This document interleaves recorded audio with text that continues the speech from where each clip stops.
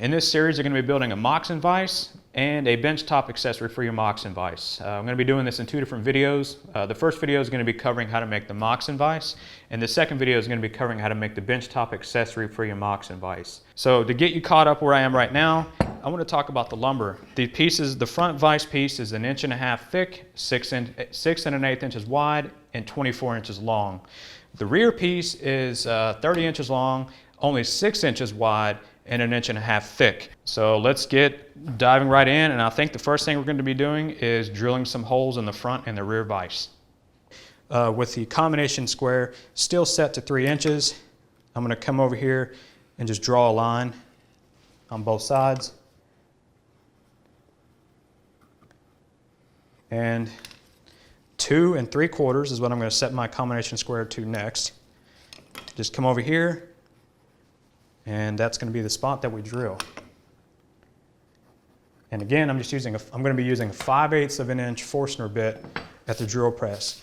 This video is a shorter version of the current SimpleCove guild build of the Moxon Vise with the benchtop accessory. Part 1 is over on the guild right now, and it is 31 minutes long and covers a whole lot more that this video doesn't. So if you're interested in learning more and seeing more, head on over to SimpleCoveGuild.com. And I'm going to take off or elongate the hole 1/8 of an inch on each side.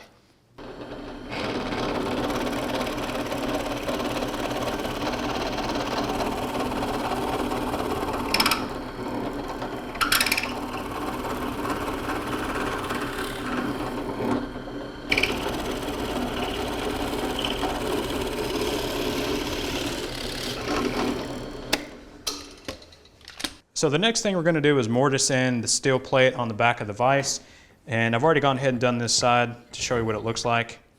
It's pretty simple. We're just going to mark it out with our marking knife, and then I'm going to use a router plane and a chisel to remove the waste.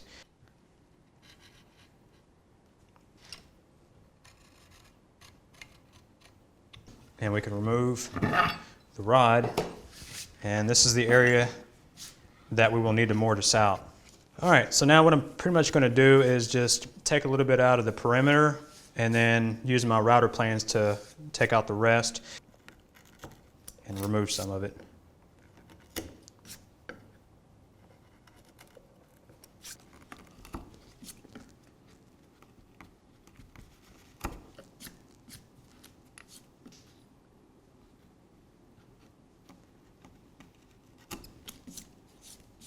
And now I'm going to switch over to my small router plane, and I have this depth stop set to the thickness of the steel plate.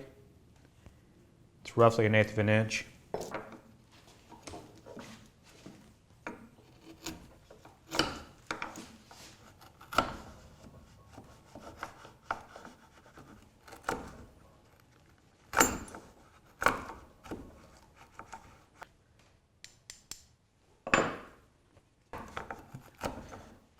We don't want to take off a whole lot at once with this little plane. And there we go. And they're perfect. Pre-drilling for the screws is pretty simple. I've got an 1/8 inch drill bit into my drill, and I've got a piece of blue tape to let me know where I need to stop.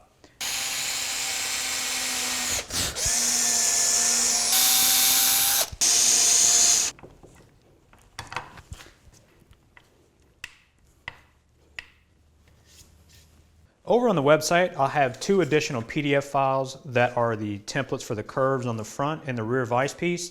You just want to print these to scale and then just cut them out following the lines that are on the template. This is the same 6 inches wide piece that goes on the rear vise, and the 6 1/8. And what they're going to do is allow you to have the exact curves and radiuses that I used on the SketchUp file. And what I'm going to do is spray some Super 77 on here and glue it to a piece of plywood, and then cut the plywood out. That way I can use it as a template on both sides of the vise pieces to make sure that they both are exactly the same.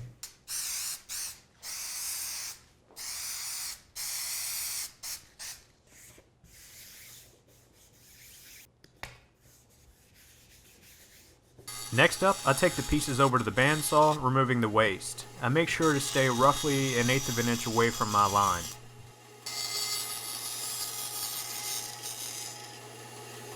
And to clean up the edges, I use my spindle sander and disc sander. And that's all it took. So now we can go ahead and trace these out on our actual pieces.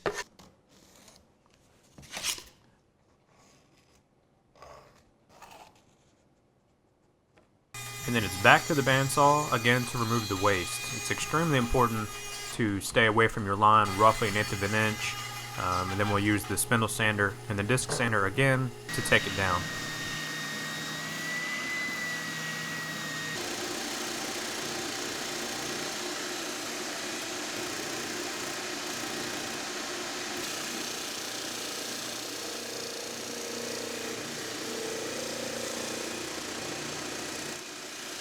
And this is at the part where Sean forgot to turn his microphone on, and I'm guessing what he is saying is I'm using these sanding contours and some 120 grit sandpaper to clean up the areas that I just used the disc sander and the spindle sander on. Okay, and the final piece of the design is I've got a chamfer bit here in the router table, and I've got it to where it's not going to cut a whole lot in this first pass, and I'm going to slowly keep raising it until I get to my final size.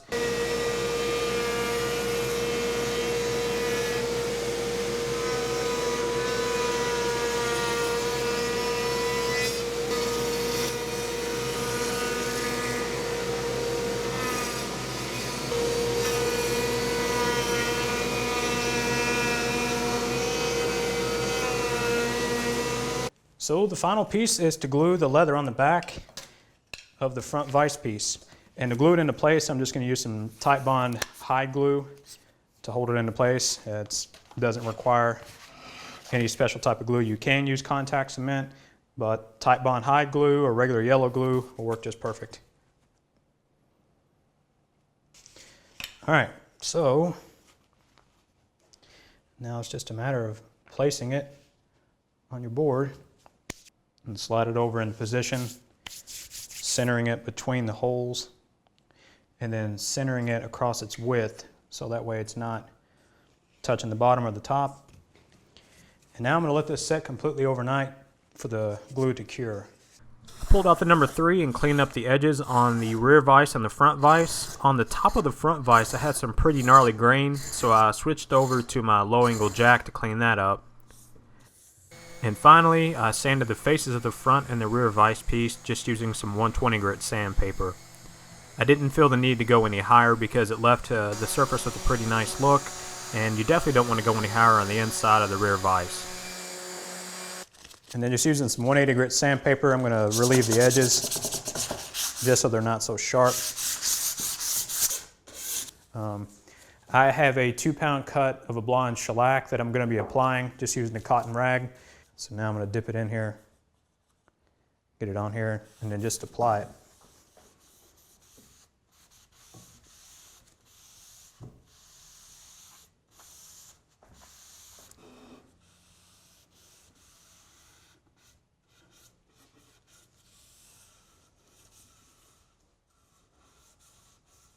Again, I'm going to try and not get any on the leather.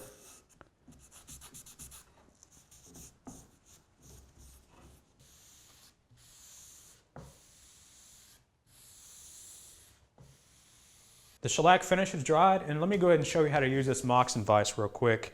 I've got the hardware mounted back in it with the wing nut assemblies, and I've got the heavy washers in front of the wing nut assemblies. So the first thing you typically do is you set this on the workbench, and this 1/8 of an inch lip from this front vise piece being wider will reference and push against the ledge of your workbench. And when that touches, you know that this rear vise piece is flush. Clamp them into place. So let me show you how you would typically use a Moxon vise. I've got a nice quilted maple board that I want to cut some pretend dovetails in. So put it in the vise, bring it all the way over to one rod, and then screw one of the wing nut assemblies in. You don't want to make it too tight to where you can't move this board, but just screw it in until all of the slack is gone. Bring the board over to the middle of the board or middle of the clamp, hold it with your hands, and then screw the other wing nut assembly in. And it only takes, once all the slack is off of this, it only takes about 1/4 of a turn before this is extremely tight and it's not going anywhere. So that's essentially all there is to the Moxon vise. It's a simple build that you could probably knock out just a basic Moxon vise in a weekend just using some scrap lumber that you have. It's a pretty simple build, and it's a tool that's going to last you a lifetime. If you use the quality hardware like the Texas Heritage, you'll be happy with it. But do your research on the hardware that you want to use. If I had to do it over, I would still choose the Texas Heritage. It's a nice quality kit. The part 2 of this series will be building the benchtop accessory, and the benchtop will give you an additional 12 inches in width, 24 inches in length, and it'll be great for using to lay your drawer pieces or dovetailed pieces to chisel it out. It just gives you a more comfortable height on working on your pieces. So if you're interested in building that, just stick around. I'll have part 2 out shortly. But if you do build this, be sure to share it here on SimpleCove.com. Because I'm sure I would be interested in seeing it, and so would others. So I appreciate you guys watching, and I'll see you in the second part of the series.